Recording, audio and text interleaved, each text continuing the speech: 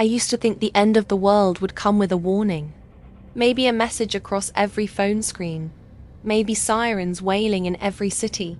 Maybe some kind of orderly announcement telling us all to stay calm, stay home, and wait for help. But when it came, there was no warning. Just chaos. I was in Washington, D.C. when it began. The streets turned into rivers of panic. Cars abandoned in intersections. People running until they dropped from exhaustion. The air smelled like smoke and blood. Like something burning that should never burn. I could hear screams echoing off the concrete, sometimes cut short in the most awful ways. The military was already in the streets, but it didn't matter. Their bullets only slowed the dead. They didn't stop them. I had served once, years ago, but by the time of the outbreak, I was just another woman trying to keep her head down. My name doesn't matter. At least, not anymore. What matters is the voice I heard through the static of a dying phone line that night. It was the voice of the President of the United States. The order came through the emergency communication network. A last-ditch system reserved for absolute crisis. My government clearance from my military years hadn't been revoked, so I was one of the few who could still receive a secure call. I didn't want to answer it. God knows I almost didn't. But the phone kept buzzing in my hand like it was alive, like it knew this moment was meant for me. When I pressed it to my ear, I expected some automated message. Maybe a command center officer screaming orders. Maybe nothing at all. Instead, I heard him. "Sergeant," the voice rasped. I knew it instantly. I'd heard it 1,000 times on the news, delivering speeches in calm, rehearsed tones. But now it was strained, cracking. "This is the President." I froze. Around me, people were sprinting past. Some carrying their children. Some covered in blood that wasn't theirs. A woman stumbled by with teeth marks torn into her shoulder. I watched her fall. Her body shaking as something inside her began to change. I turned my back to it, pressing the phone harder against my ear. "Mr. President," my voice broke. "Sir, are you safe?" He didn't answer right away. I could hear shouting in the background, the sound of boots running across marble floors, and underneath it, a low, guttural moaning. That sound, the sound I'd already heard 100 times in the streets. "No one is safe," he said finally. His breath rattled like he hadn't slept in days. "The government is finished. The chain of command is broken. But my family," his voice cracked, just for a moment. "My family is still alive.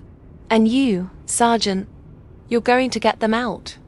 The words hit me harder than any explosion I'd ever known. I wasn't special. I wasn't even enlisted anymore.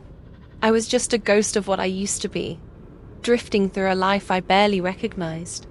And yet here he was, the leader of the free world, telling me I had a mission. "What do you mean, sir?" I whispered. He told me everything in broken fragments, while the line hissed with static. His wife, his children, and a handful of trusted staff had been moved out of D.C. when the outbreak began to spiral. They were hidden in a secure farmhouse, hours from the capital, guarded but running low on supplies. He couldn't reach them. No one could. Roads were blocked, comms were down, and the Secret Service detail was cut in half by infection. "They need someone who can make it through," he said. "Someone who isn't tied up in the collapse of command. You'll go there. You'll keep them alive." I wanted to laugh. Me? Alone?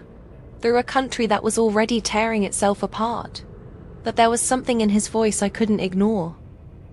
Not authority. Not the weight of his office. It was desperation. The desperation of a father who knew he couldn't save his own children.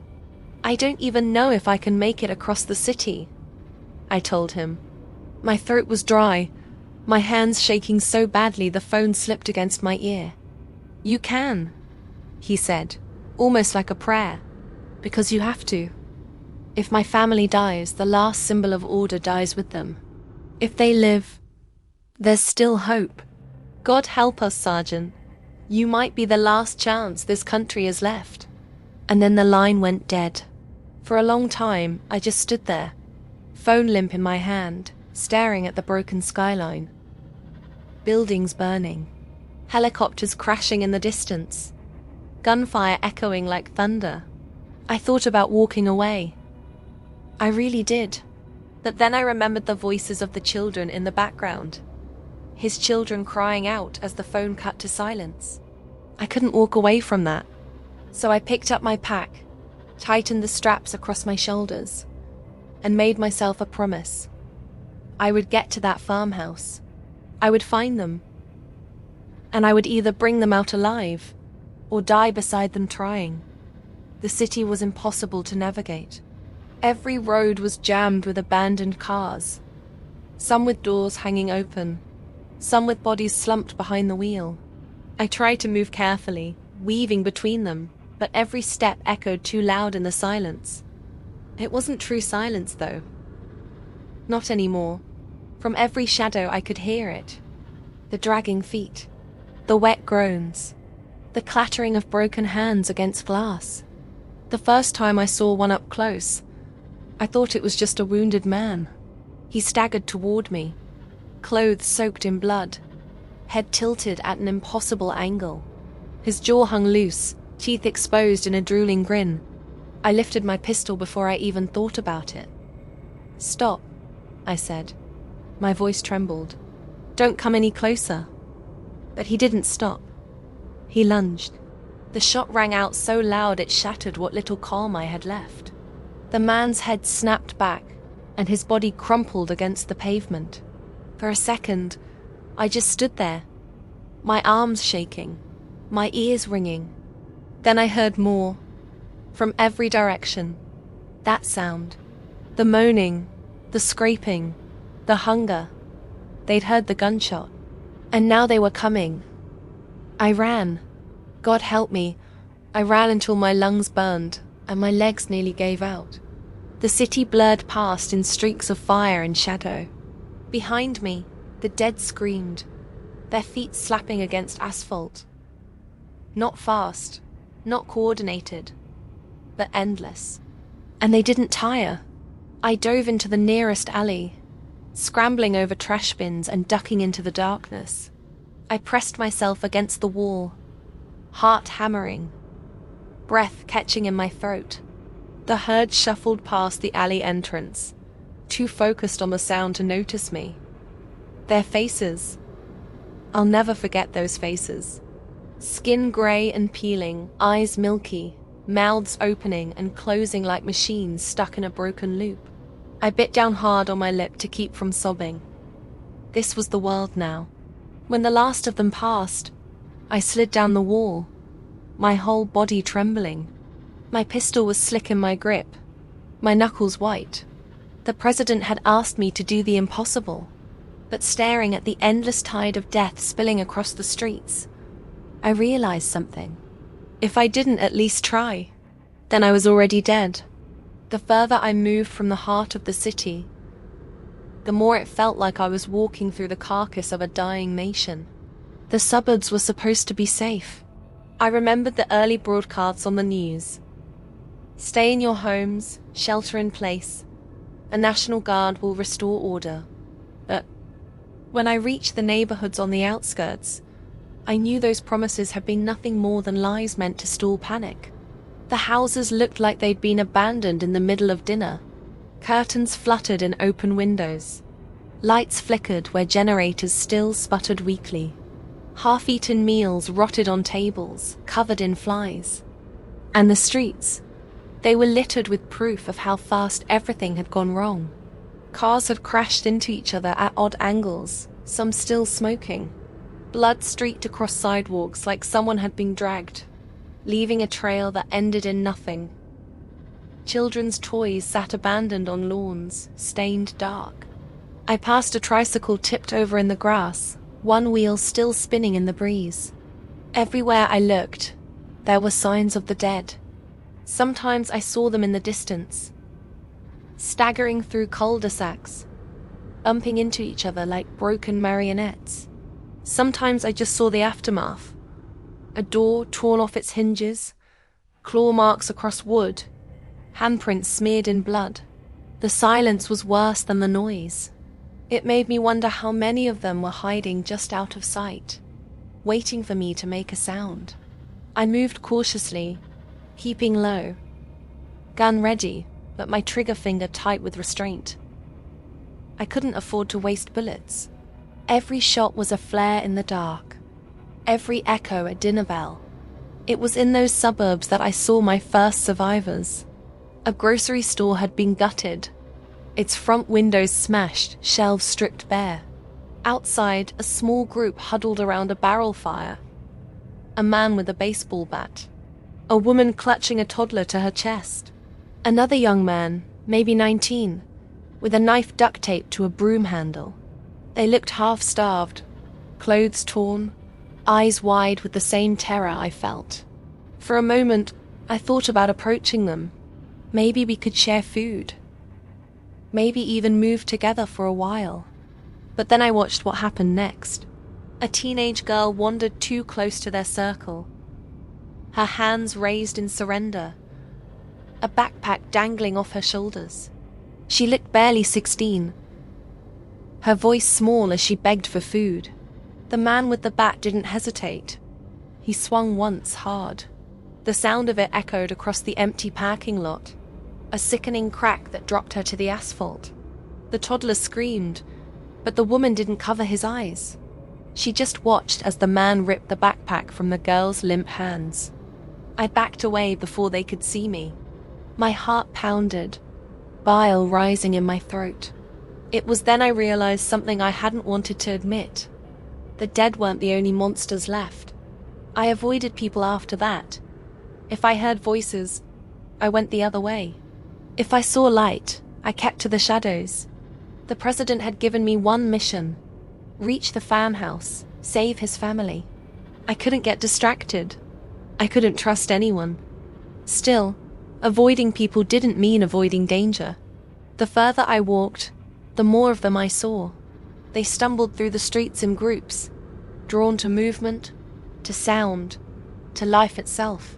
Their faces were torn and grey, lips peeled back to reveal teeth cracked from gnawing. Their clothes hung loose, soaked in blood that had dried to black crust. One night, I tried to sleep in the upper floor of an abandoned house. I thought it was safe. The doors were locked, windows boarded. But at some point, I must have shifted in my sleep, because the groan that woke me wasn't human. It came from downstairs. I froze, barely breathing. Then I heard the creak of floorboards.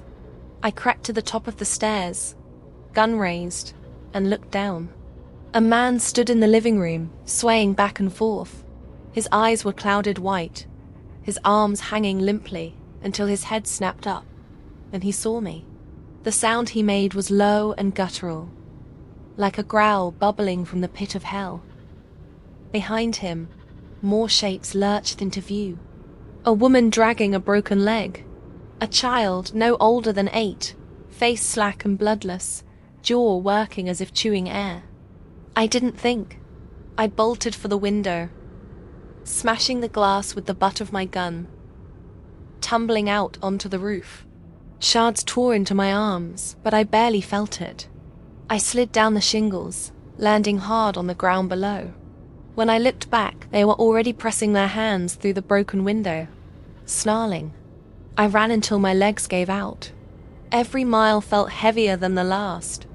I thought about turning back so many times, but the farmhouse was like a ghost on the horizon, pulling me forward. The president's voice echoed in my head, broken but commanding. They live, and there is hope. They die, and it all ends. It wasn't patriotism driving me anymore. It wasn't even duty. It was survival. Because as insane as it sounded, I believed him. If his family died, if the last symbol of authority crumbled, then what reason would anyone have left to fight? That thought kept me moving, even as America fell apart around me. It was near dawn when I had my first close encounter with both the living and the dead at once. I found an old gas station on the side of the highway, its pumps smashed, glass doors hanging open. I thought maybe I could find water, maybe even fuel. But as I crept inside, I realized I wasn't the only one who had that idea. 2 men were already there, their voices low, tense. They were arguing over a duffel bag on the floor, packed with cans and bottles. Both held pistols. Both looked desperate enough to kill. I froze, crouched behind a shelf, praying they wouldn't notice me. That's when the groaning started. From the back room, the dead stumbled in. 3 of them, their clothes soaked in dried gasoline. One's jaw dangled by a strip of muscle. The men panicked. One fired wildly, hitting nothing but glass. The sound tore through the night like thunder. Within seconds, more of the dead came, drawn by the gunfire. They poured through the doors, through the broken windows. The 2 men screamed, firing at everything that moved. It didn't matter. They were overwhelmed in moments, torn down as their duffel bags spilled open across the tile. I didn't stay to watch. I grabbed a single bottle of water, shoved it in my pack, and bolted into the dawn.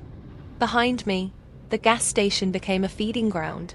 That was the moment I understood the truth of this new world. The road to that farmhouse wasn't just going to be long. It was going to be hell. I thought I was ready. I'd served before, seen combat, smelled death. I'd carried friends out of fire and smoke, and felt the weight of their bodies go slack in my arms.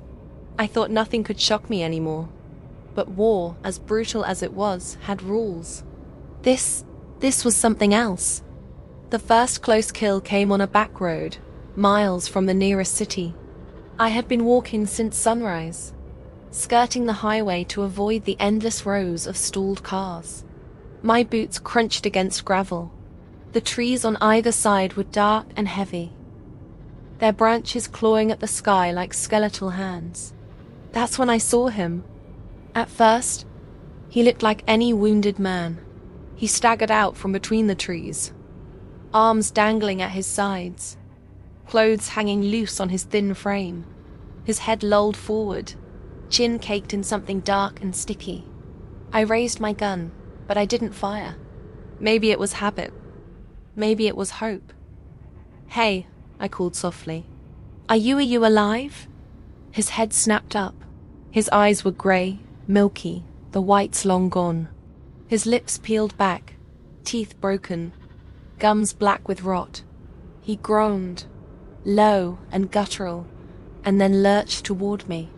I pulled the trigger. The shot went wide, slicing through leaves behind him. I cursed under my breath, stepping back, chambering another round. But before I could fire again, he was on me. He slammed into my chest, knocking me onto my back. The world spun. My gun flew from my hand into the weeds. His face hovered inches from mine. Breath sour and hot, strands of decayed flesh clinging to his cheeks. His teeth snapped shut with a sound that sent ice through my veins. I shoved at his shoulders, but his weight pressed me down, his fingers digging into my jacket like claws. His drool dripped onto my face as he snarled, his hunger animal relentless. I reached for anything at all, and my hand closed around a jagged rock by the roadside. Without thinking, I swung. The first hit cracked against his temple, but he didn't stop. He groaned louder, his mouth snapping closer, closer. I hit him again, and again. By the fourth blow, his skull caved with a wet, sickening crunch. Bones split under my grip, flesh tearing, blood spraying across my face and hands. His body spasmed once, then went limp. Silence. I lay there beneath him, my chest heaving, the rock still clutched in my bloodied hand. His head was a ruined mess pressed against my jacket. And for the first time since the outbreak began, I couldn't move. I couldn't breathe. The soldier in me wanted to call it a victory, one less of the dead wandering this earth. But the woman in me, she saw the human that had once been there. A man who might have had a name, a family, a life.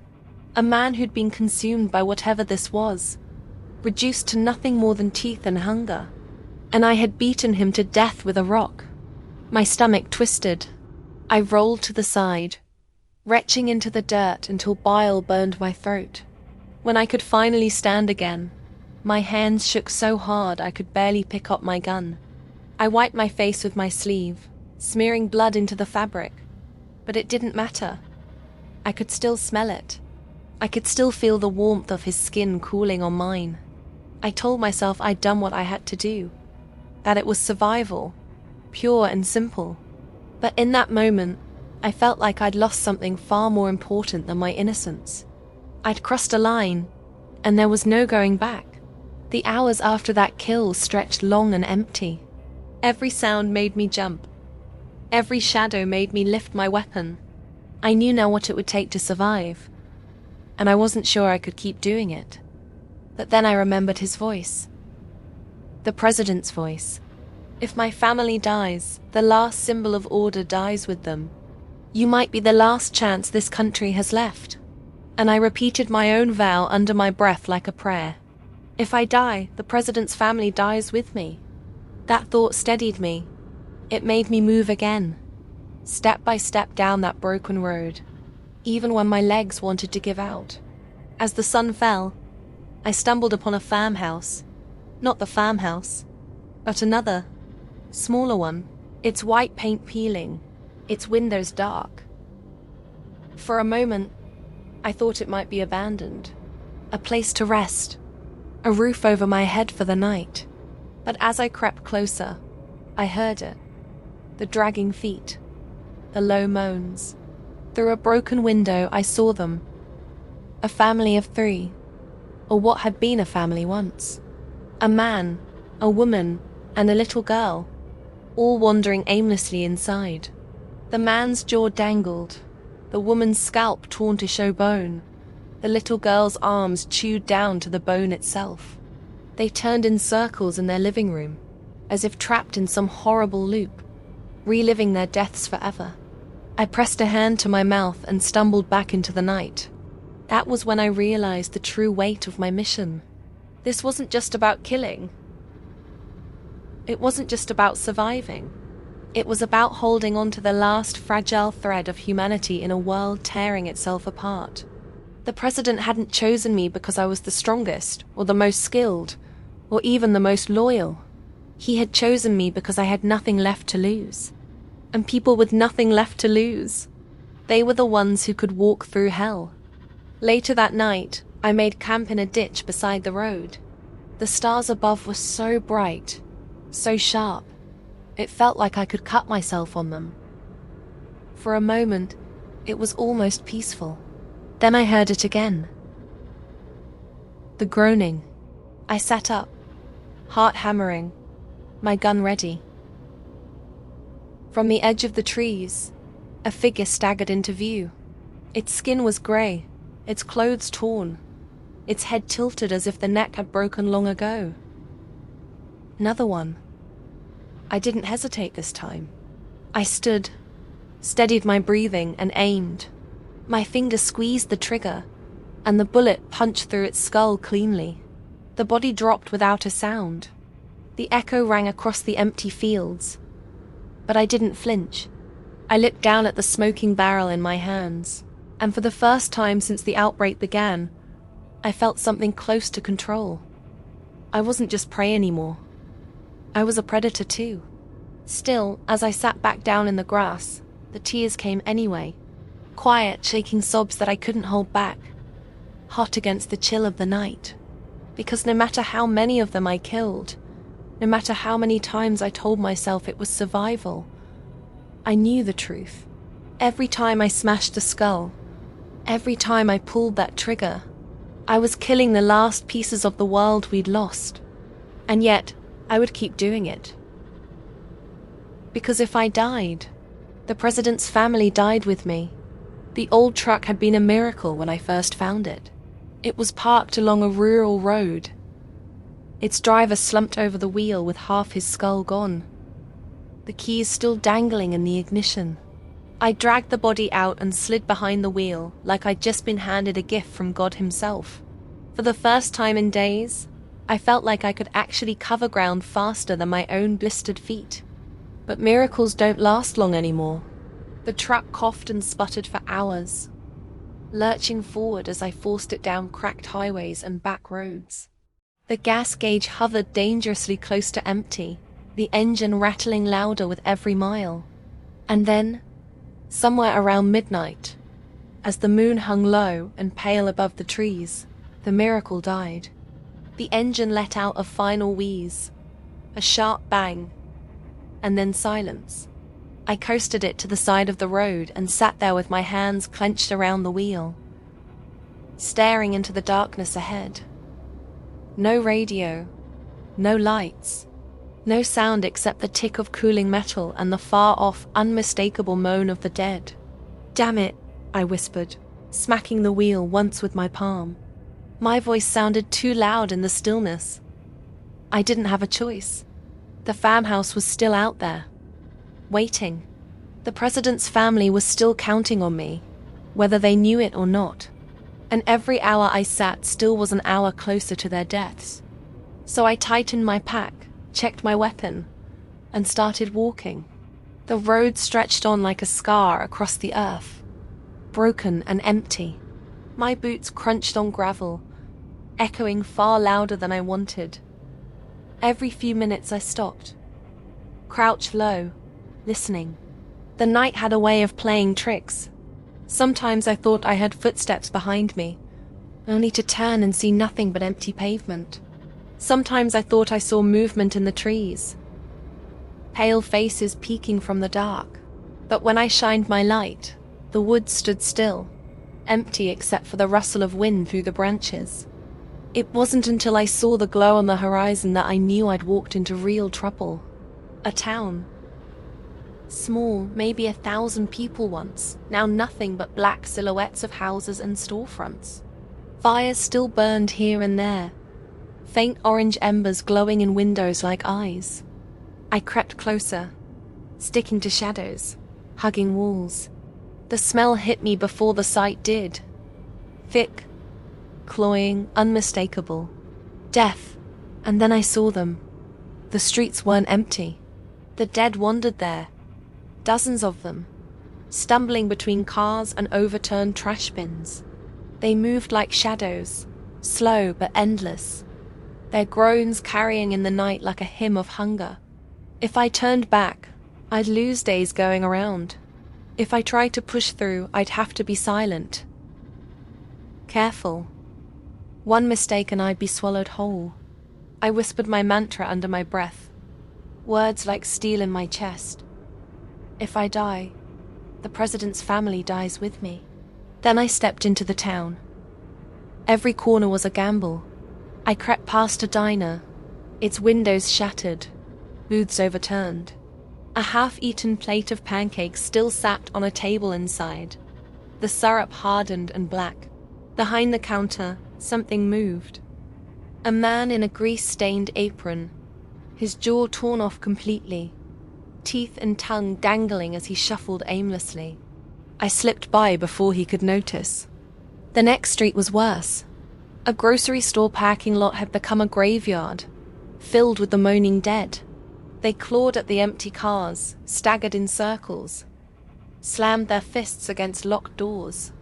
One of them dragged a baseball bat behind him, the wood clattering against the asphalt with each step.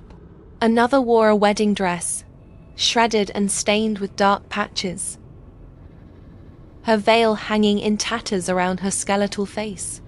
I crouched low and moved between cars, pressing myself flat against cold metal when one turned its head too close. My heart hammered so loud I swore they could hear it.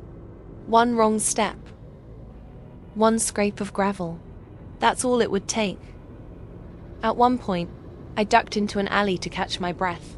The walls were narrow, the smell overwhelming. Trash cans had been overturned, their contents soaked in rot. That's when I heard it. Not the groan of the dead, but a different sound. Whispering. I froze, hand tightening on my gun. Ahead of me, in the shadows, two figures crouched low against a dumpster. Alive. Their eyes darted toward me, wide, desperate. A man and a woman. Both thin as rails, clutching kitchen knives like they were lifelines. For a moment, none of us moved. The silence between us felt like it could shatter at any second. Then the woman raised a finger to her lips. She. I nodded slowly, backing away, my gun lowered but ready. We weren't enemies, not right now. The dead were enemies enough. I slipped back into the street, leaving them to their hiding place.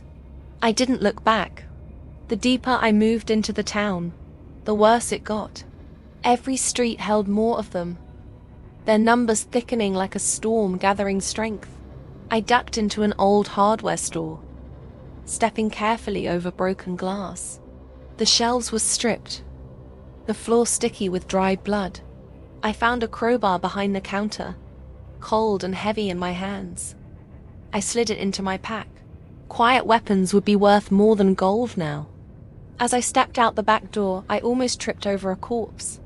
At least, I thought it was a corpse. The man lay sprawled on the pavement, chest torn open, intestines spread like ribbons across the ground. His eyes were closed, his skin grey. Dead, I told myself. Long dead. Then his hand twitched. His eyes snapped open, cloudy and full of hunger. He groaned, lunging at my leg. I slammed my boot down on his throat, pinning him as his teeth snapped inches from my ankle. My gun was already in my hand, but I hesitated. A shot would echo for blocks. Every one of them would come running, so I reached for the crowbar. I brought it down hard on his skull. Once. Twice. The third time, his head cracked like overripe fruit, spraying blood across the pavement. His body went still. I stood there, chest heaving, crowbar dripping in my hand. I didn't let myself think about who he'd been before. A shopkeeper. A father. A man who had once laughed, spoken, lived. That part of him was gone. What lay beneath me was just hunger in a shell of human skin.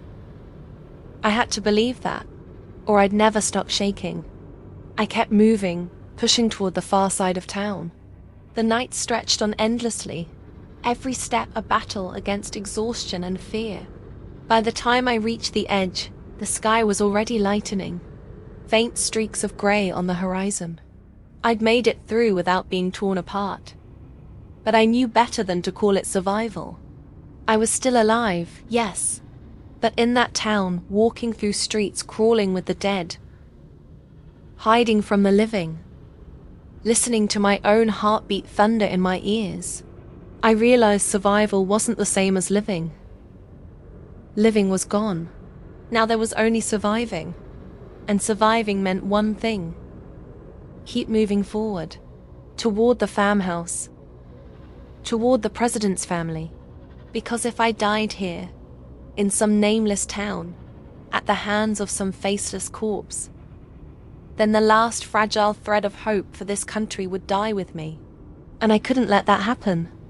By the time I cleared that town, the sun was bleeding over the horizon. I hadn't slept, hadn't eaten more than a stale cracker in nearly 2 days. My hands ached from gripping my gun, my arms heavy from the weight of my pack.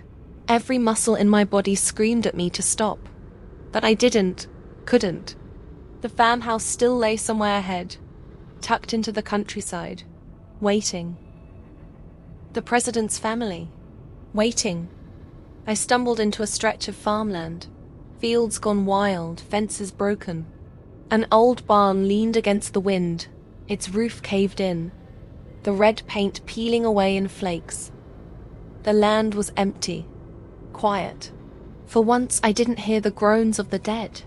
That should have been my first warning. I found them near the barn. 3 men and 1 woman. They looked rough, but not desperate. They carried rifles, pistols, machetes strapped to their belts. Their clothes were dirty, yes, but not torn, not ragged. They were fed, rested, organized. The leader stepped forward, a broad man with a shaved head and eyes that didn't blink enough. He smiled at me. But it wasn't the kind of smile that brought comfort. It was the kind that made my stomach twist. "Easy now," he said, holding his hands up like he wanted to show peace. "You look like hell. Been walking long?" I hesitated, gun half raised. My instincts screamed not to trust him, not to trust anyone. But his group looked strong, and I was so tired. "Couple days," I admitted. My voice was hoarse. Truck broke down. "Well," he said, stepping closer. "Lucky for you, we've got food, water, place to rest. No sense wandering alone out here. Strength in numbers, right?" His words sounded good. Too good. But my legs nearly buckled from exhaustion, and the thought of food gnawed at my stomach. Against my better judgment, I nodded. He smiled wider. "That's better. Come on, sister. You'll be safe with us." They led me to a farmhouse a mile down the road, hidden behind rows of corn. It looked untouched, almost normal. White paint, shutters intact, smoke curling from a chimney.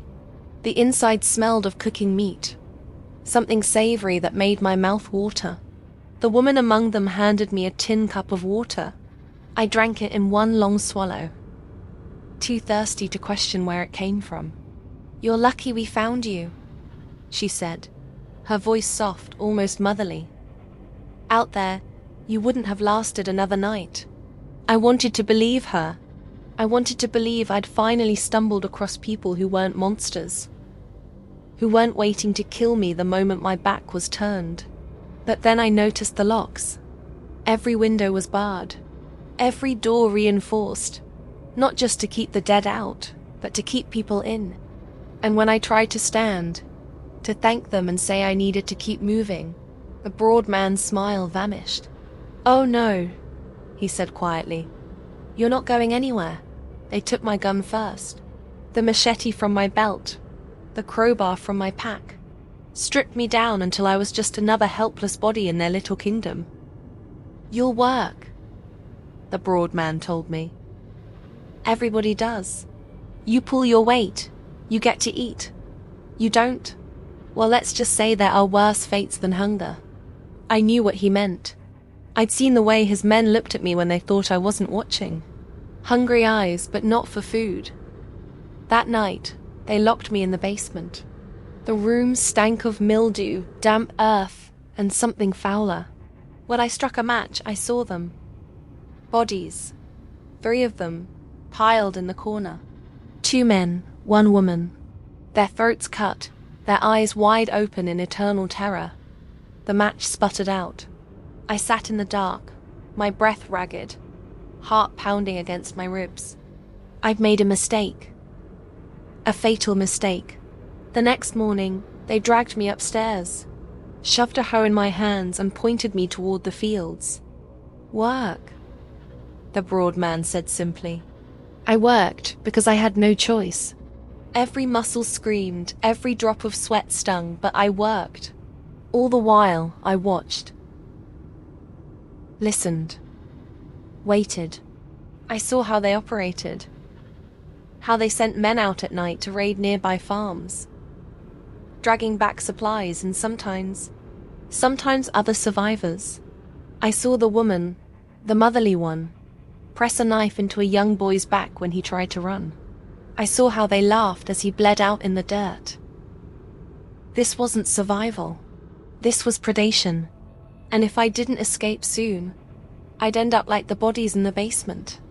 My chance came on the 3rd night.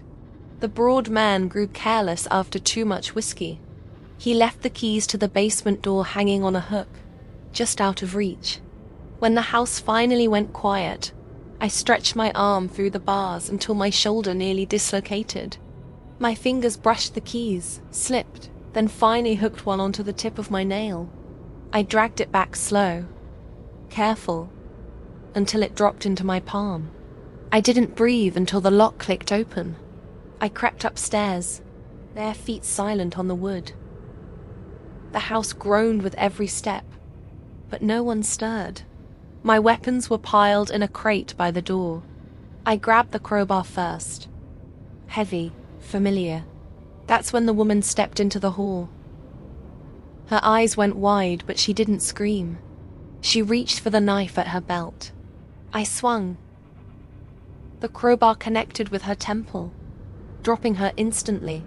The sound echoed down the hall like a gunshot. Shouts followed. Boots on wood, doors slamming open. No more hiding, no more stealth. They came at me in a rush. One man with a pistol, another with a bat. I ducked behind the crate as the shot went wide, splintering the wall. The man with the bat swung, but I jammed the crowbar into his gut, then brought it up under his chin with everything I had. His jaw cracked, his body falling limp against the floor. The other man fired again. The bullet grazed my arm, hot pain slicing through flesh. I screamed, grabbed the dead man's pistol, and fired back. One shot, straight through his throat. Blood sprayed across the walls. He gurgled, dropped. The broad man barreled in last, fury twisting his face. He tackled me to the ground, fists like hammers. My gun skittered away across the floor. His hands wrapped around my throat, squeezing until my vision blurred. "You think you can kill me?" he snarled. Spit hit my face. "You're nothing. Just meat." I clawed at his arms, desperate. My hand closed around the crowbar, slick with blood. I swung upward once, twice, until his grip loosened. Then I drove the curved end through his eye socket with a scream that tore my throat raw. His body twitched, then fell still on top of me. For a moment, silence. Just my ragged breaths, the pounding of my heart. Then I heard it. Moaning. The gunfire, the shouting, it had drawn them. The dead. They poured out of the fields, staggering toward the farmhouse, their groans swelling into a chorus of hunger. I grabbed my pack, my weapons, and sprinted for the back door. Behind me, glass shattered, wood splintered. The dead forced their way inside, swarming over the bodies of the people who thought they could trap me. I didn't look back. By the time I reached the road again, my arms were shaking, my throat raw, my legs ready to collapse. I stumbled into the ditch, clutching the crowbar like it was part of me. I'd killed them. Humans, not just the dead. The soldier in me whispered that it was necessary. They would have killed me. They had killed others. But the woman in me, she saw their faces, their blood on my hands, their screams in my ears. I pressed my forehead against the dirt and whispered through the tears. If I die, the president's family dies with me. I didn't know if I was saying it to convince myself to keep going, or to forgive myself for what I'd just done. The road stretched before me like an open wound. I walked with the crowbar in one hand, pistol in the other, boots crunching over shattered glass and broken asphalt. The air was heavy with smoke, but not from any one fire. It was the kind of haze that comes when an entire nation burns. The highways that once carried millions were empty now, clogged with corpses of metal. Cars lay bumper to bumper, doors flung wide, windows smashed. Some were charred black, others riddled with bullet holes. The occasional skeleton slumped in the driver's seat, jaw locked open in an eternal scream. I moved carefully, weaving between the wreckage. The silence was worse than the groans of the dead.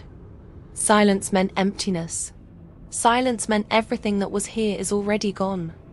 The first tank I saw stopped me in my tracks. It lay half submerged in the ditch, turret blown clean off, the steel hull split down the middle like a toy crushed by a giant's hand. Around it, the ground was scorched.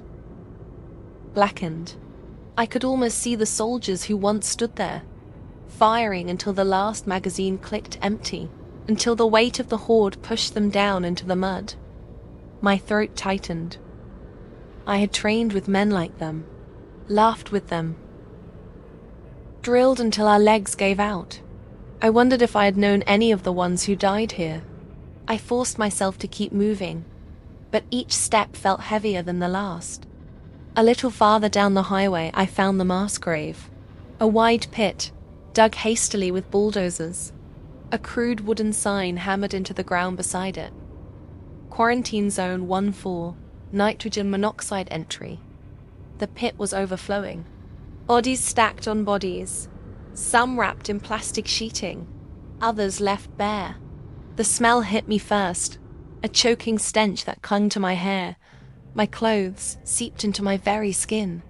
I covered my mouth with my sleeve, but it didn't help. The sight burned itself into my eyes. Limbs tangled together, faces slack, mouths stuffed with dirt. Men, women, children, all dumped like garbage.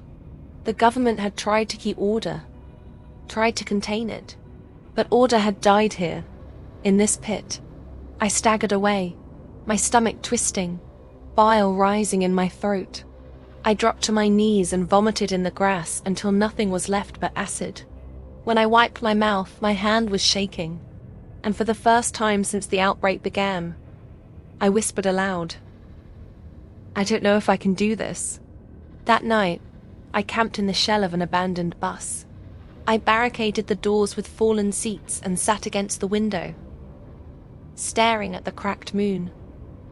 Sleep didn't come easily. When it finally did, it came in fragments, dreams.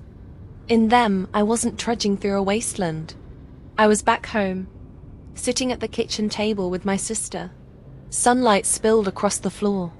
She was laughing about something small, her smile so bright it made me ache. There was coffee in my hands, hot and bitter, normal, safe. Then the dream twisted. The sunlight turned red. My sister's laughter cut into a scream. Her face melted away, skin peeling, eyes clouding over as blood streamed down her chin. She reached for me with clawed hands, groaning the way they all do.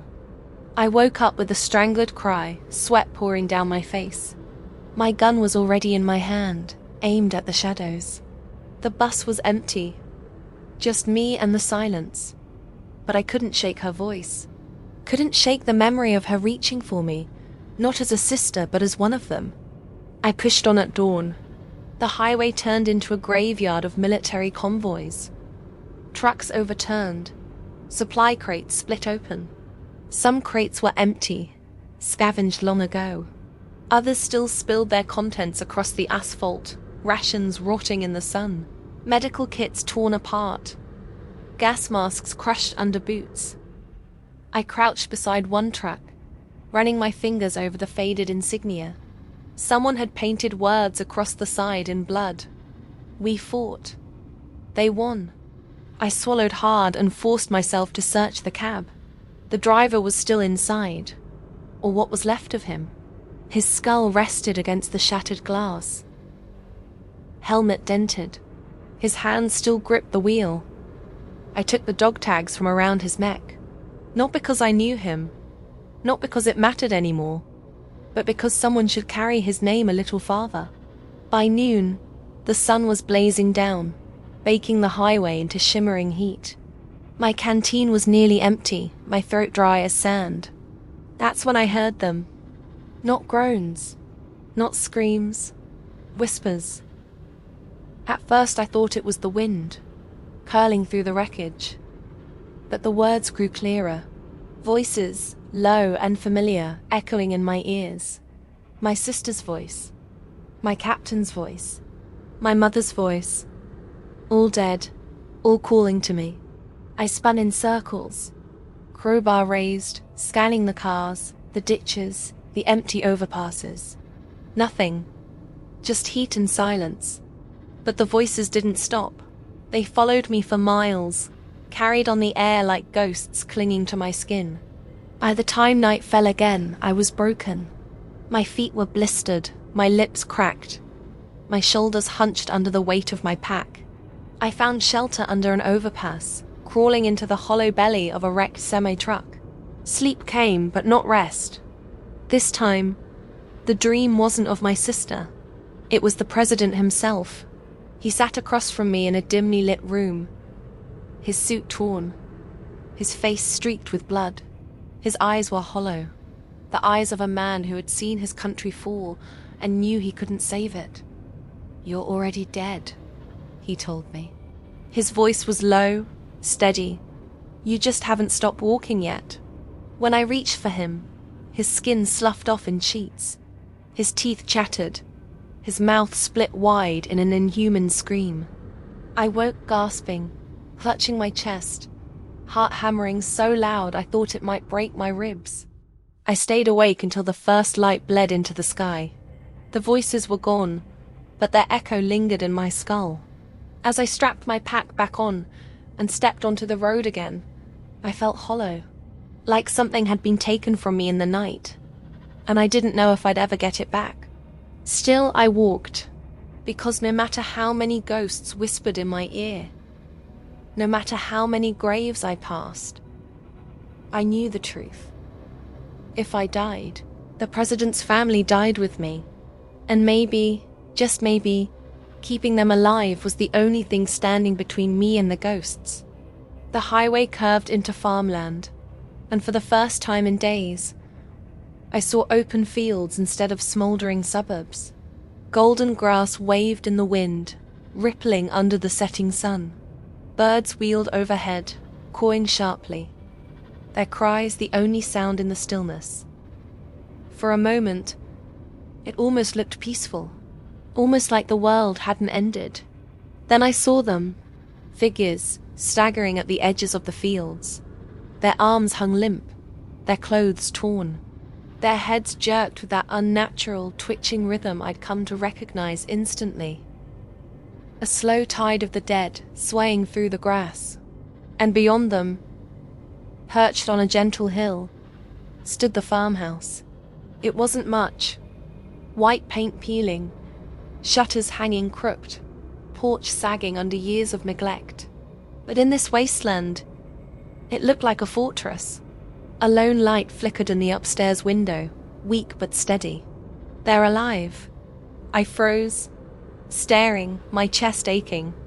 Against all odds, against the collapse of the entire nation, the president's family had survived here. They had made it, and now it was my job to reach them. I scanned the field. At least 30 walkers roamed the grass between me and the farmhouse. Some shuffled aimlessly. Others pressed against the porch steps, clawing at the wood. It wasn't a siege yet, but it would be soon. I crouched low in the ditch, gripping my crowbar so hard my knuckles burned. I thought about all the roads behind me, the tanks, the graves, the traps. Every horror I'd crawled through had led here. This is it. No turning back. The sun was sinking fast, painting the world blood red. I couldn't wait for dark. Too risky. At night, I'd lose sight of them, and they'd smell me before I ever made it close. So I moved. I slipped into the tall grass, crouching low, every step deliberate. The grass brushed against my arms, whispering as I crept forward. Sweat stung my eyes, but I didn't dare wipe it away. The dead were close enough that I could hear them. The wet rasp of their breathing, the low moans that rattled from rotted throats. One turned suddenly, head snapping in my direction. I froze, pressing flat into the dirt. Its milky eyes swept past me, unfocused, and it shambled away. I exhaled slowly, the sound barely louder than the rustle of the grass. By the time I reached the porch, my legs were trembling. 2 of them stood at the steps, arms dangling, jaws slack. I couldn't sneak past these. I had to take them down. I slid the crowbar free, its weight a comfort in my hands. I rose slowly, silently, and swung hard.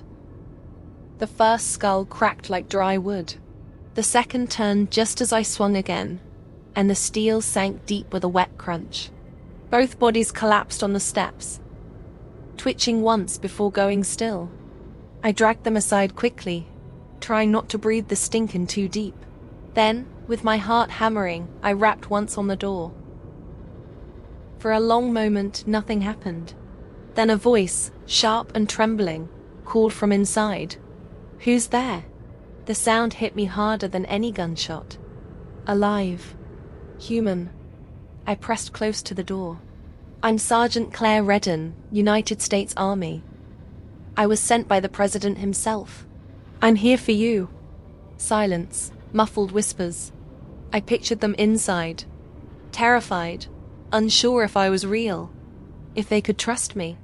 Then a smaller voice, younger, cracked with fear. "Daddy said you'd come." The lock clicked. The door opened just a sliver, revealing a pale face in the dark. A boy, maybe 10, clutching a kitchen knife like it was a sword. His eyes were wide, glistening with both terror and hope. I lowered my crowbar, holding out my empty hand. "It's all right, kid. I'm real. And I'm not leaving you." They let me in. The farmhouse smelled of dust and oil lamps. The windows were boarded with old planks. The furniture stacked against the walls. It was makeshift, desperate, but it had held so far. In the living room, I finally saw them all. The president's wife sat on the couch, pale and exhausted. Her arms wrapped around a young girl no older than 7. The boy with the knife hovered near her. Both children looked half-starved but unbroken. Beside them stood an older man. Grey hair, broad shoulders, a rifle clutched tight. A Secret Service agent, I realized. His clothes were torn, his face smeared with grime, but his posture was still rigid, protective. His eyes locked on mine. Identification. I fished into my pack and pulled out the sealed document I'd carried like a lifeline. The one with the White House seal, the president's signature scrawled across the bottom. The agent studied it for a long moment before nodding. His shoulders slumped, the weight of weeks loosening just enough to show. Thank God. The president's wife rose slowly, her hand trembling as she smoothed the child's hair. "He told us someone would come," she whispered. I didn't believe him. Not after. She trailed off, eyes glistening with tears. I stepped closer, lowering my voice. "Ma'am, I don't know what you've been through, but you're safe now. I'm getting you out of here." Her gaze searched mine, desperate and uncertain. "Safe?" I didn't let myself hesitate. "As safe as I can make you." "I swear it." The boy clutched my sleeve suddenly, his small hand shaking. "Are you gonna kill them if they get in?" I crouched down so I was eye level with him. His eyes were the same pale blue as his father's. The president's eyes. "Yes," I said softly. "I'll kill every single one before I let them touch you." His lip trembled, but he nodded, gripping the knife tighter. "The agent, Cole, he introduced himself, pulled me aside." His voice dropped low, rough with exhaustion. "We've been holding out here for weeks. Supplies are nearly gone. I've kept them safe, but we can't last much longer." "I saw," I murmured, glancing at the boards nailed over the windows. "You're surrounded." He nodded grimly. "More come every night, drawn by the light, by the noise. We're running out of time." I looked back at the family, the mother's hollow eyes, the children's trembling hands. I thought finding them would be the end of my mission. But staring at them now, I knew the truth. This was only the beginning. The hardest part wasn't reaching them. It was keeping them alive. That night, after we doused the lanterns and the house sank into darkness, I stood by the window with Cole. Outside, the dead gathered slowly in the yard, their shapes shifting in the moonlight. They pressed against the porch, their nails raking against the wood. Low moans rose and fell, a chorus of hunger. The farmhouse walls creaked under the weight of the night. Cole leaned close, whispering, "You sure you can protect them?" I tightened my grip on the crowbar, my pulse steady despite the fear clawing at my gut. "Yes," I said. "Because if I can't, then we're all already dead." The first pounding came just after midnight. At first, I thought it was the wind, the farmhouse walls creaking, shutters rattling in the night. But then I heard the unmistakable scrape of nails on wood. Then another. Then the moan. It rose low and guttural outside, vibrating through the floorboards. Soon others answered, a chorus swelling in the darkness. By the time I reached the window, the yard was moving, shadows swaying, bodies pressing forward in the pale moonlight. The dead had come. Cole was already on his feet, rifle in hand, jaw clenched tight. "They've gathered faster than usual," he muttered, peering through a crack in the boards. His eyes shifted to me, sharp and grim. "They know we're in here." "They don't know," I corrected, though my voice was dry in my throat. "They sense, smell, instinct. Didn't matter what we called it. They were here, and there were too many." The president's wife clutched the children close on the couch, her face pale in the lantern glow. The boy held his kitchen knife, shaking but defiant. The little girl hid her face in her mother's dress. The first heavy thud rattled the front door. I stepped between them and the noise. "Stay back, no matter what happens. Don't open that door. Don't scream. Just stay behind us." The wife nodded quickly, though her eyes shone with tears. We moved fast. Cole shoved the couch against the door. I tipped the dining table onto its side, wedging it against the hall entrance. Every scrap of furniture we hadn't already used for boards became part of the barricade. The moans swelled, closer now, heavier. Another crash hit the door, harder this time, shaking the hinges. The boy gasped. "They'll break through," I whispered to Cole. He grimaced. "Not if we keep them thinned out." He swung the rifle barrel toward the boards, aimed through a crack and fired. The shot lit the room in a flash of fire, deafening in the closed space. Outside, something wailed and collapsed, but the others didn't retreat. They pressed harder. We fought through the night. Cole fired in bursts, conserving ammo. Every shot he took counted, dropping a figure clawing at the windows or lurching up the steps. I stayed close with my crowbar, waiting for breaches. And breaches came. The kitchen window gave first, the boards splintering with a crack that sent the family screaming. I sprinted across the room as a grey arm shot through, reaching, grasping blindly. With a snarl, I swung down. Bone crunched, fingers snapped, and the arm jerked back. The moans grew louder. Another body slammed into the boards, snapping them loose, and the window yawned open. A face shoved through, half gone, jaw hanging, eyes white as milk. It gnashed, teeth clicking, reaching for the warmth inside. I drove the crowbar through its temple. It crumpled half in, half out of the frame. Cole barked, "Behind you!" I spun. Another hand had burst through the boards near the door, scrabbling at the lock. This wasn't a siege. It was a slow flood, and we were the dam. Hours blurred into gunfire, splintering wood, and wet impacts of steel against bone. We dragged corpses from the windows before they blocked our view, piling them against the outer walls. Their bodies only made it worse. The others climbed over them, pressing harder, their dead weight battering the farmhouse. By 3 a.m., Cole was down to his last magazine. Sweat streaked his dirt-caked face. His arms shook from firing. I wasn't better. My crowbar dripped, my arms numb. Each swing rattled my shoulders like I'd been hitting stone. But I couldn't stop, because behind me, the president's children huddled in their mother's arms, their wide eyes fixed on me, watching, counting on me. Every time my arms faltered, I remembered, if I die, they die.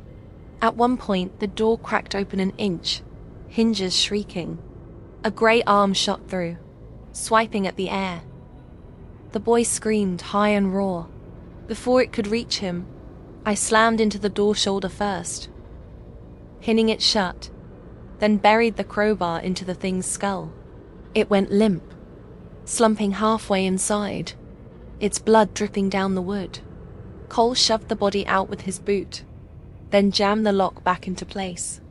"We won't last much longer," he panted. I swallowed hard. He was right. Even if we kept killing them, they'd just keep coming. It wasn't about beating them. It was about surviving until dawn. At 4 a.m., the barricade at the kitchen finally gave way. The board splintered, falling inward. A corpse tumbled through, landing hard on the tiles. It rose at once, shrieking, jaw wide, arms clawing forward. Cole raised the rifle, click. Empty.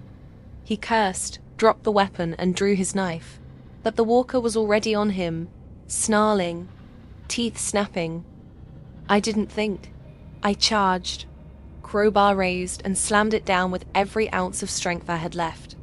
The skull cracked open. Black fluid sprayed.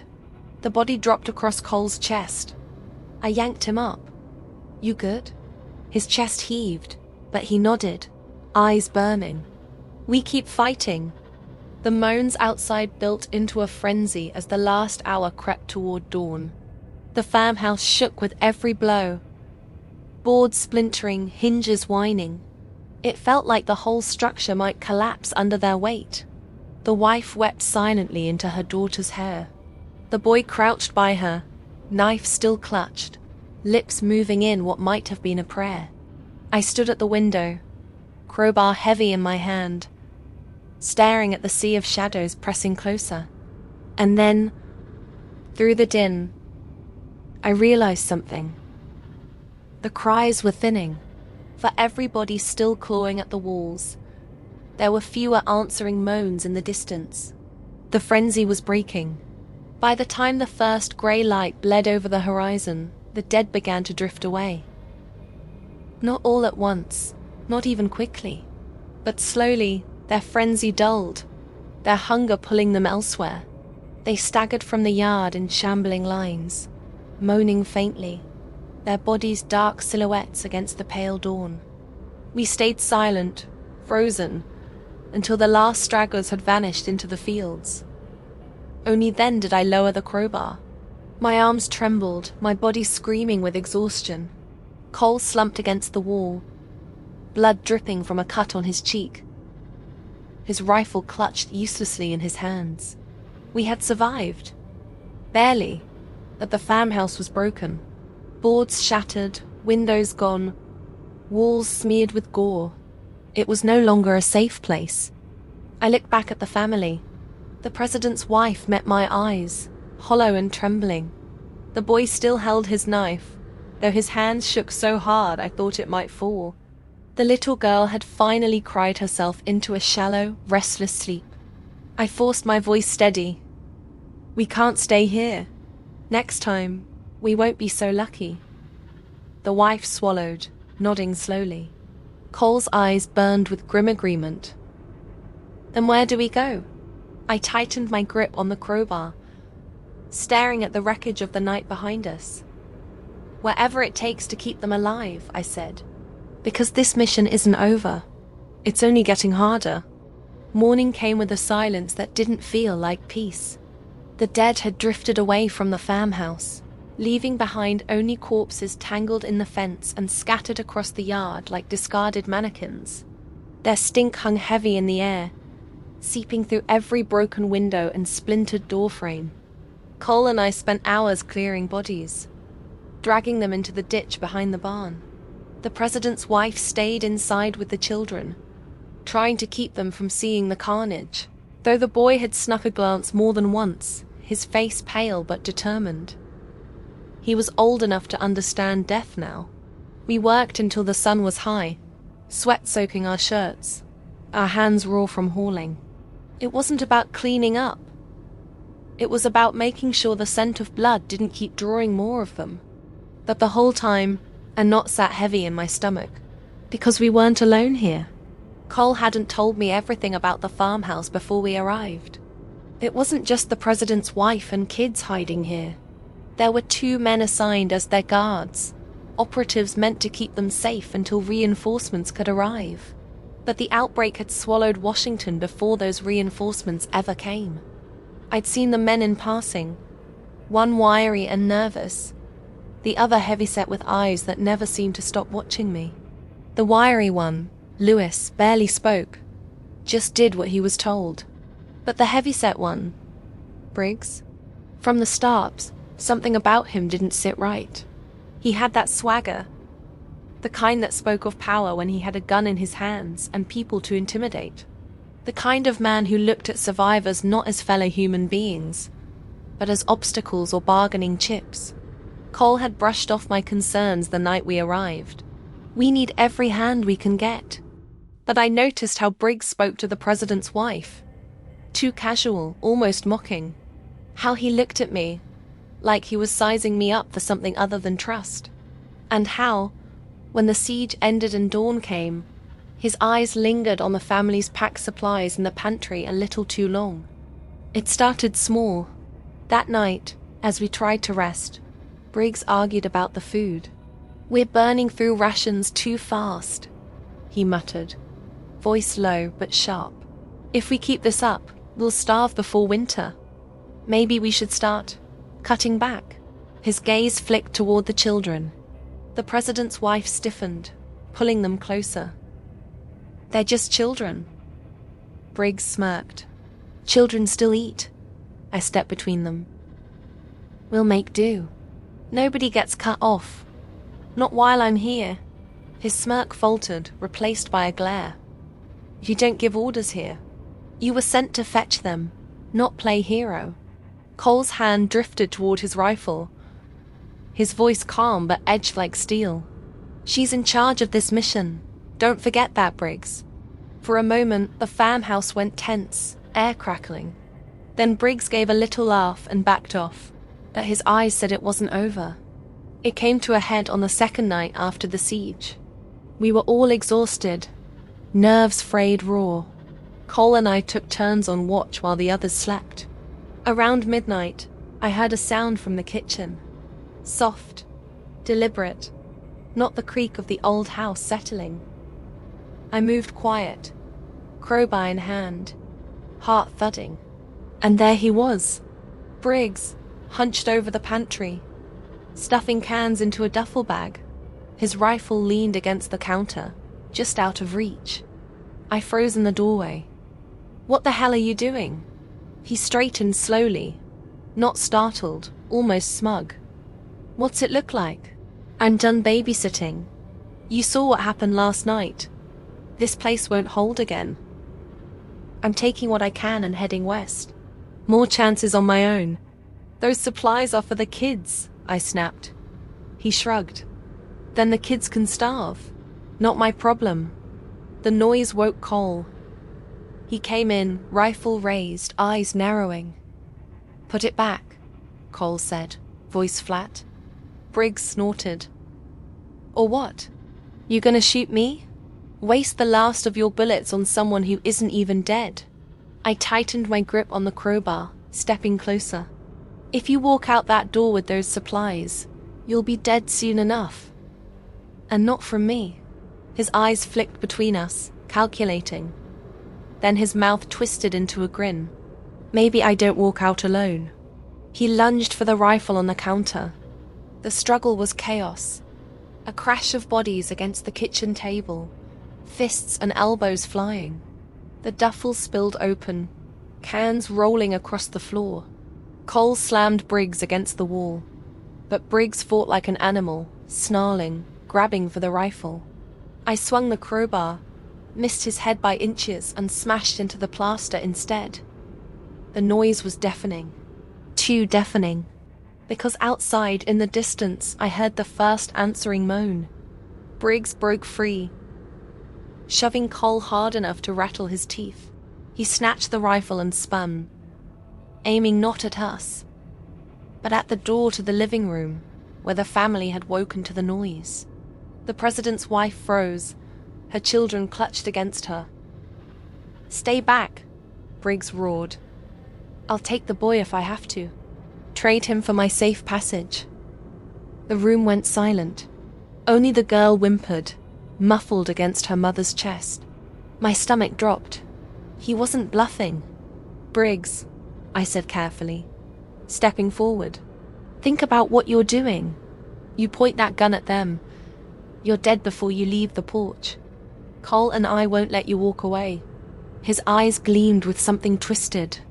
"Better dead trying than sitting here waiting to be eaten." And then the pounding started. The moans outside swelled, louder now, closer. They must have been drifting near when the noise drew them. Shadows swayed past the windows, hands thudding against the walls. The family gasped, clutching each other tighter. Briggs' face went pale. His bravado cracked just a little. Damn it. He backed toward the door, rifle jerking between us and the family. "Fine. Then we all die here together." I didn't give him the chance. I lunged. The crowbar swung up, connecting with his forearm just as his finger squeezed the trigger. The rifle barked, the bullet ripping into the ceiling. Plaster rained down, children screamed, and Briggs howled, dropping the weapon. Cole tackled him, driving him to the floor. They rolled, fists flying, grunting with rage. I dove for the rifle, yanking it free, then swung it around. Not firing, but slamming the buttstock into Briggs' skull. He went limp, blood running from his temple. The room fell into stunned silence, broken only by the pounding outside. The dead had arrived. Again. We dragged Briggs' unconscious body into the pantry, tying his hands with torn bedsheets. Cole spat blood, glaring down at him. When he wakes up, we decide what to do with him.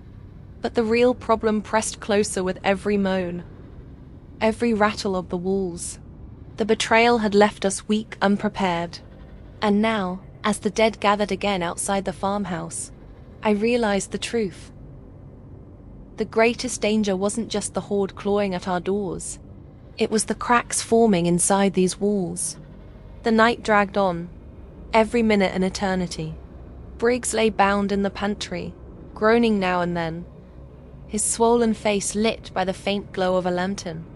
The children huddled near their mother, too frightened to sleep, their small eyes fixed on me, as if I alone held back the end of the world. Outside, the dead pressed against the farmhouse like a rising tide. Their fists thudded on the siding, their nails clawed at the shutters. Every groan, every rasp of rotten breath seeped into the walls. The house wasn't going to hold. I knew it. Cole knew it. And, though she tried to stay brave for her children, the president's wife knew it too. We were living on borrowed time. Cole approached me quietly, rifle slung, his voice low. "We can't stay. Come dawn, they'll tear this place apart. We move at first light." I glanced at the president's family. The woman clutched her children like a shield, whispering prayers under her breath. I swallowed the lump in my throat. "You think we can make it out?" Cole's jaw tightened. "We have to. You heard the transmission last night. The extraction point is still live. Airfield 20 miles south. They're pulling survivors out at dawn. If we don't try, these people die here." My stomach knotted. 20 miles, with kids, through a sea of the dead. That he was right. It wasn't a choice. We spent the hours before dawn preparing. I cut strips of cloth, wrapping them around the children's shoes to muffle their steps. We filled canteens, stuffed what food we could into packs. Ammunition was counted, knives sharpened. I loaded the last shells into my shotgun, feeling their weight like borrowed hope. Briggs stirred once, glaring at us through his bruised face. "You'll never make it," he croaked, voice hoarse. "They'll tear you apart before you hit the road. Better off staying put." I leaned down close, my voice steady but cold. "You had your chance to run. Now you'll sit here and rot. If we make it, maybe someone comes back for you. If we don't, the dead will." His sneer faltered. For once he had no answer. The horizon began to pale. We lined up by the back door.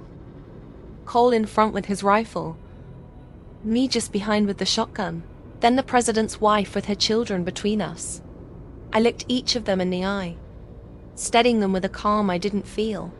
"No matter what happens," I whispered, "you keep moving. Don't look back.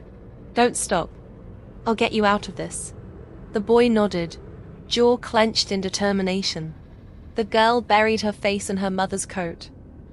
Cole gave me a quick nod. Then he kicked the door open. The world outside was a nightmare. The yard swarmed with them, grey faces snapping toward us, arms reaching, jaws working in endless hunger. They groaned as one, surging toward the open door. Cole fired first, dropping the nearest in a spray of bone and rot. I followed with the shotgun, the recoil hammering my shoulder as the blast tore through a cluster. "Move!" I shouted. We plunged into the horde. The first 100 yards were madness. Cole carved a path with steady bursts from his rifle, each shot precise. I swung the shotgun like a club when shells ran low, smashing skulls, shoving bodies aside. The president's wife clung to her children, keeping them pressed between us as we fought forward. Hands clawed at me, filthy nails tearing at my jacket. I wrenched free, driving the butt of the shotgun into a skull until it cracked. Blood sprayed, the stench choking. Everywhere, they pressed closer. It felt like wading through an ocean made of corpses. But we kept moving, step by step, yard by yard. We broke through to the road, breathless, soaked in sweat and gore. Behind us, the farmhouse collapsed into chaos. Windows shattering as the dead poured inside, their moans echoing through the dawn. I didn't look back. We ran. The highway stretched ahead, littered with abandoned cars. Some burned out shells, others crammed with bones that still wore tattered clothing. The dead roamed between them, turning toward us as we sprinted. Cole shouted, "Stay tight. Stay low." We ducked between wrecks, weaving through the graveyard of machines. I shoved open a car door, herding the family through the gap, then slammed it shut just as a corpse slammed against the other side, jaws snapping against the glass. The girl cried out, but her mother hushed her, pressing a hand over her mouth. We moved again, climbing over hoods slick with ash, ducking under shattered windshields. Everywhere, the dead followed. The sun bled across the horizon, and with it came the sound. Distant, faint, but unmistakable. Rotors. A helicopter. The extraction. Hope flared in my chest like fire. "This way," I shouted, dragging the family forward. The airfield wasn't far now. Just a few miles. Just a gauntlet of hell between us and salvation. They came harder then, drawn by the sound as much as by us. Dozens spilling out from the tree line, more rising from the wrecks, their groans a chorus of doom. Cole emptied his rifle, shells clattering to the pavement. I blasted with the shotgun until it clicked empty, then drew my pistol, firing wild, desperate. "Go!" I screamed at the president's wife. "Run! Don't stop!" She grabbed her children and bolted, Cole covering her with the last of his rounds. I fought like a demon, swinging the crowbar until my arms burned, bones splintering under each blow. One grabbed my sleeve, I tore free, leaving fabric in its grip. Another lunge, jaws snapping inches from my throat before I drove steel through its skull. Blood, sweat, screams. The world was nothing but survival. And then, the gates of the airfield. Chain link torn but still standing, guarded by soldiers in fatigues. Their rifles barked, mowing down the dead as they surged behind us. Over here, a soldier shouted, waving us through. The president's wife stumbled through first, clutching her children. Cole followed, dragging me by the arm when I nearly collapsed. Hands pulled us inside, slamming the gate shut. The dead slammed against the fence, moaning in fury. But for once, they couldn't reach us. We'd made it. The helicopter thundered on the tarmac, blades whipping the air. Soldiers hustled us forward, shouting orders. The president's wife turned to me, tears streaking her face. "You saved us. You saved my children." The boy stood tall, eyes fierce with gratitude. The little girl clung to me for a heartbeat before her mother lifted her away. I had no words, only a nod. Cole clapped my shoulder. Mission complete. But as I looked back at the fence, at the sea of rotting faces pressing against the chain link, I knew it wasn't over. For every one we'd escaped, 1,000 more waited out there. This mission was done.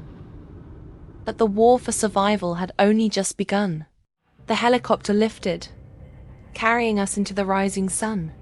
And as the farmhouse and the dead shrank below, I finally allowed myself to breathe. I'd carried the president's family through hell. I'd kept my promise. But deep down, I knew the hardest days were still ahead. Because in this new world, survival wasn't victory. It was just the beginning.